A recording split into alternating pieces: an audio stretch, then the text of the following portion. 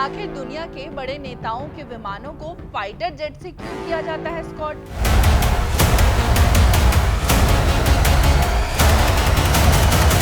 जरा सोचिए, एक विशाल विमान बादलों के बीच उड़ रहा है और अचानक उसके दोनों तरफ बिजली की रफ्तार से उड़ते फाइटर जेट्स दिखाई देते हैं।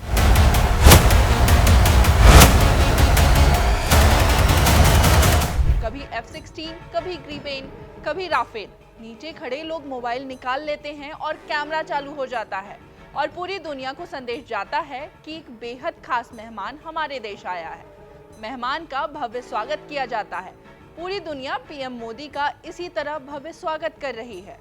ऐसे ही स्वागत यूएई, स्वीडन, फ्रांस, ग्रीस जैसी देशों ने भी किया था। हाल ही में यही दृश्य तब देखने को मिला जब भारत के प्रधानमंत्री नरेंद्र मोदी की विदेश यात्रा के दौरान अलग अलग देशों ने उनके विमान को अपने लड़ाकू विमानों से स्कॉट किया। यूएई के आसमान में F-16 और स्वीडन के एयर स्पेस में ग्रिपेन फाइटर जेट्स ने पीएम मोदी के विमान को सुरक्षा और सम्मान दोनों दिए। लेकिन सवाल है, आखिर ये परंपरा शुरू कैसे हुई? क्या यह सिर्फ सम्मान है या सुरक्षा का हिस्सा भी? और क्या इसमें खतरे भी होते हैं? फाइटर जेट स्कॉट की पूरी कहानी को समझने की कोशिश करते हैं। जब आसमान में कूटनीति की शक्ति प्रदर्शन दिखाई देता है, दुनिया में जब कोई बड़ा नेता जैसे कि राष्ट्रपति, प्रधानमंत्री या फिर राजा किसी दूसरे देश की यात्रा पर जाता है, तो उसका स्वागत सिर्फ रेड कारपेट से नहीं होता, अब स्वागत हवा में भी होने लगा है।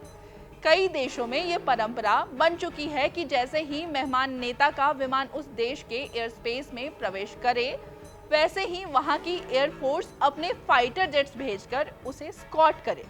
ये केवल सुरक्षा नहीं, बल्कि एक राजनीतिक संदेश भी होता है।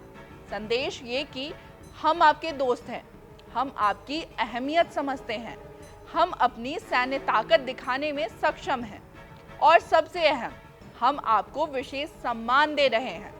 आखिर यह परंपरा शुरू कैसे हुई? यह कहानी शुरुआत होती है साल 1969 से। उस समय केन्या के राष्ट्रपति थे डेनियल अराप मोई और वे राजकीय यात्रा पर इजराइल पहुंचे थे।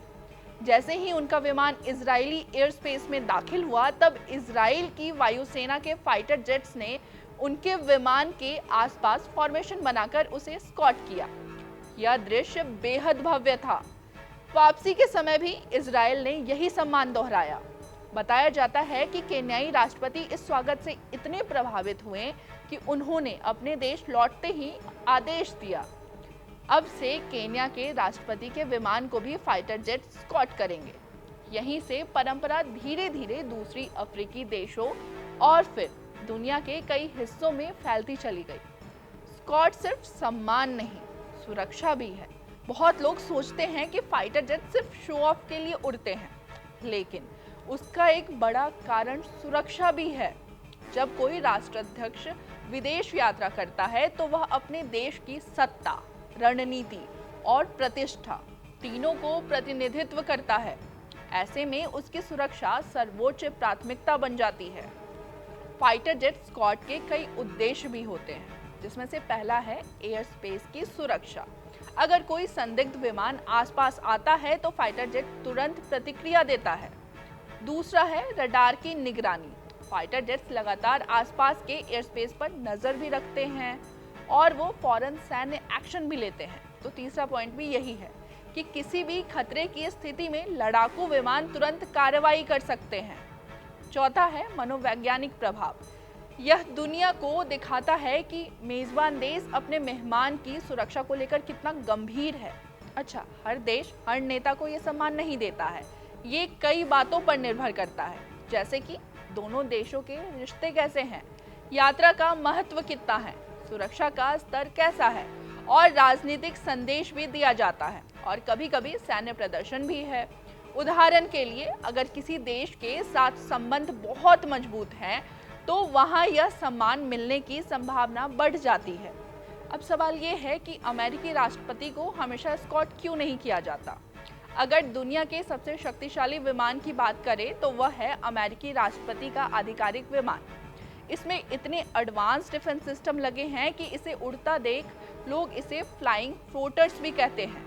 इसमें मिसाइल डिफेंस सिस्टम के इलेक्ट्रॉनिक जैमिंग, सुरक्षित कम्युनिकेशन, एंटी मिसाइल टेक्नोलॉजी जैसी क्षमताएं भी मौजूद हैं।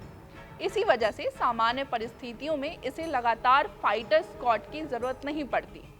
हालांकि 9/11 आतंकी हमले के बाद अमेरिकी राष्ट्रपति जॉर्ज बुश के विमान को सुरक्षा कारण से F-16 जेट्स ने स्कॉट किया था।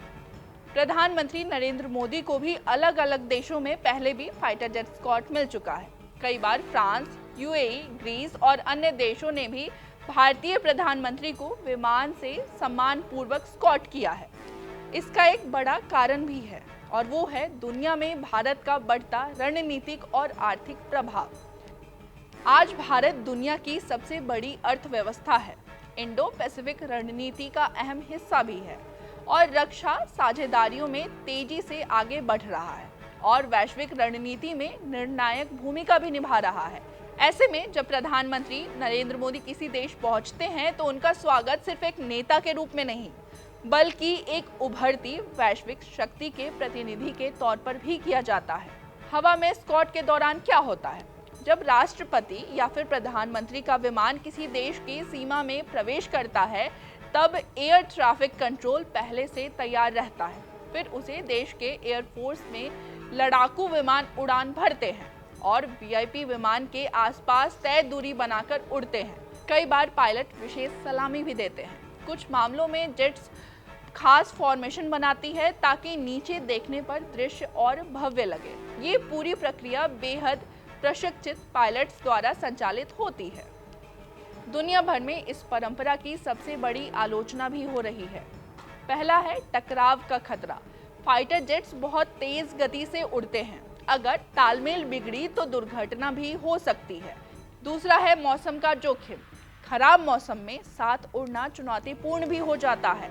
तीसरा है तकनीकी खराबी। अगर किसी विमान में अचानक तकनीकी दिक्कत आ जाए तो खतरा बढ़ जाता है। सुरक्षा बनाम प्रदर्शन।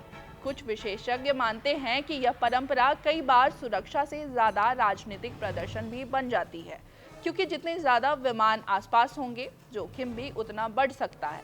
फिर भी क्यों जारी है यह परंपरा? क्योंकि अंतर्राष्ट्रीय राजनीति में प्रतीक बहुत मायने रखता है, जैसे red carpet, guard of honour, 21 तोपों की सलामी, राष्ट्रगान और अब है एयर स्कॉट। ये सब सिर्फ रस्में नहीं होती, ये देश के रिश्तों की भाषा भी होती है। जब कोई देश अपने आधुनिक फाइटर जेट्स को भेजकर किसी नेता का स्वागत करता है तो ये दुनिया को संकेत देता है कि हम इस रिश्ते को अहम मानते हैं। आपको ये वीडियो कैसी लगी हमें कमेंट करके ज़रूर बताएं। देखते रहिए कड़क। शुक्रिया।